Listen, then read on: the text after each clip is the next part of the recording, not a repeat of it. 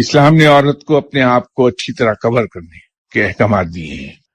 اس طرح سے اپنے آپ کو کور کر لیا جائے کہ خاتون کی جسمانی ساخت پر کسی کی نظر نہ جا پائے، تاکہ وہ دوسروں کے لیے باعث کشش نہ ہو. یہ اس کا خلاصہ ہے احکامات کا. چہرہ ڈھانپنے کا حکم ہے، لیکن اس کے اندر تھوڑا سا لیو وے مل جاتا ہے. چہرے کے بارے میں اب اس پر اختلاف ہے مختلف علماء کا.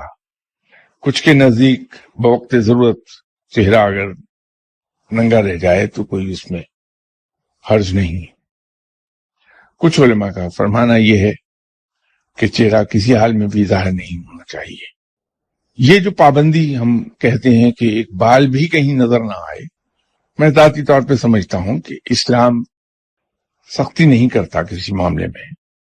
اس کے احکامات میں کہیں جبر نہیں ہے، کہیں سختی ایسی نہیں ہے کہ انسانی فطرت اس کو سہار نہ پائے.